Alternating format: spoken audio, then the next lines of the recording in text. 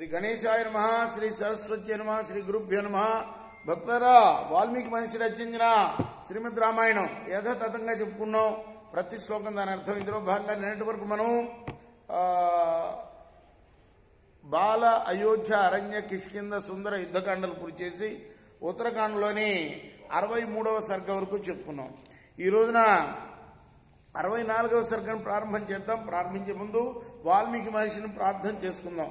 కూజంతన్ రామ రామేతి మధురం మధురాక్షరం ఆరుహ్య కవితా శాఖాం వందే వాల్మీకి కోకిలం అంజనానందనం వీరం జానకీ శోకనాశనం కపి సమక్షంతారాం వందే లంకా భయంకరం సదా నింబవృక్షస్య మూలాధివాసాత్ సుధాశ్రావిణం తిక్తమప్యప్రియంతం తరుం కల్పవృక్షాదికం సాధయంతం నమామీశ్వరం సద్గురుం సాయినాథం సమర్థగురు సాయినాథ మహారాజ్ కీ జై.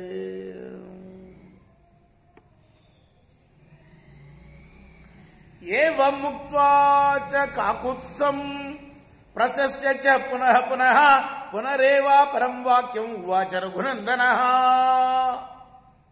రాముడు శత్రుఘ్నుడితో అలా పలికి అతన్ని మాటి మాటికి ప్రశంసించి ఇంకొక మాట కూడా చెప్పాడు శత్రుఘ్నుడితోటి. ఇమాన్యస్య సహస్రాణి చత్వారి పురుషర్షభ రథానాం ద్వే సహస్రే చ గజానాం శతముత్తమం.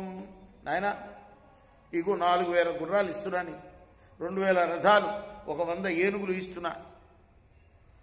అంతరావణ వీధ్యశ్చానారా పన్యోపశోభిత అనుగచ్చస్తు కాకుస్తం తదేవ నటనతకా.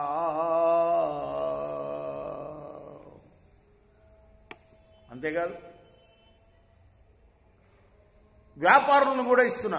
ఎందుకంటే ఇదివరకంటే ఇప్పుడేదో మోటార్లు వచ్చినాయి, కానీ నడిచెళ్ళటమే కదా.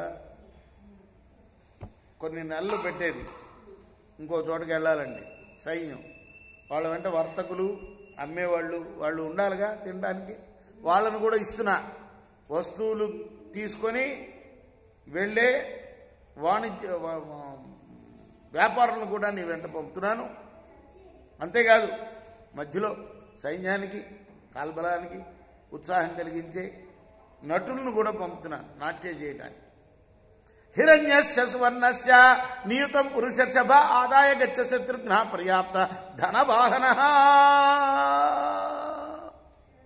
1,00,000 బంగారు నాణ్యాలు తీసుకెళ్ళు నీ వెంట, ధనం కూడా.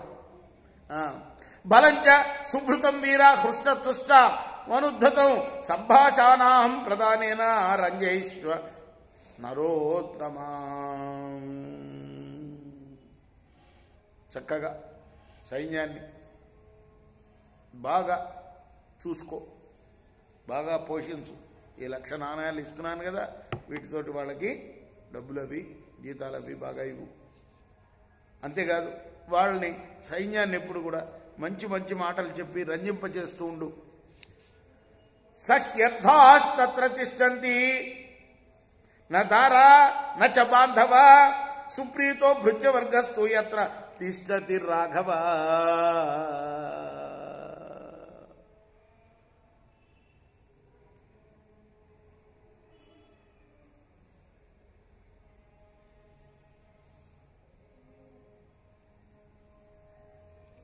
సైనికుల్ని ఎంత బాగా చూసుకోవాలో చెప్తున్నాడు. వాళ్ళు ఆపత్ సమయాల్లో అండగా నిలుస్తారు. కాబట్టి రాజుకి తన భార్య కన్నా, బంధువుల కన్నా, ధనం కన్నా వాళ్ళే మిన్న. వాళ్ళని బాగా చూసుకోవాలి సైనికుల్ని. ఇంకోసారి రామరాజ్యం ఉంటారు. అతో హృష్ట జనాకీర్ణాం ప్రస్తాప్య మహతీంచముం ఏక ఏవ ధనుష్మానిర్గచ్చత్వం మధునోవసం. కాబట్టి ఉత్సాహవంతులైన భటులతో నిండిన పెద్ద సైన్యాన్ని బయలుదేర తీసి నువ్వు నేనిచ్చిన ధనస్సును చేత ధరించి మధువు యొక్క వనానికి వెళ్ళు. యథాత్వం న ప్రజానాతి గచ్చంతం యుద్ధకాంక్షిణం లవణస్తు మధోపుత్ర తథా గచ్చేర సంకితం. ఆ లవణుడు మధు అనేవాడి పుత్రుడు. వాడు నువ్వు వస్తున్నట్లు తెలియకుండునట్లుగా వెళ్ళు. అక్కడికి వెళ్ళేటప్పుడు నతస్య మృత్యురన్యోస్తి కశ్చిద్ధి పురుషర్షభ దర్శనం యోభిగచ్చేత స వజ్జో లవణే నహి.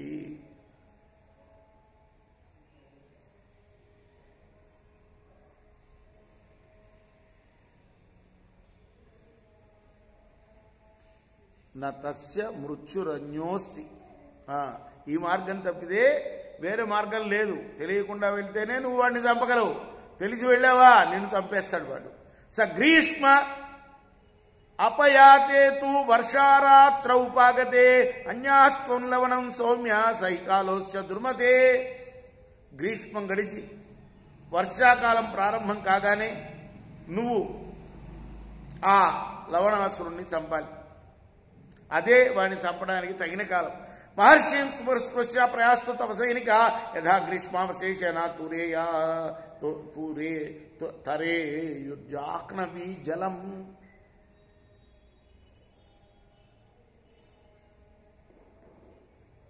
నీ సైనికులందరూ కూడా గ్రీష్మ ఋతువు ఇంకా కొంచెం మిగులు ఉన్నది అనంగా గంగని దాటేటట్లుగా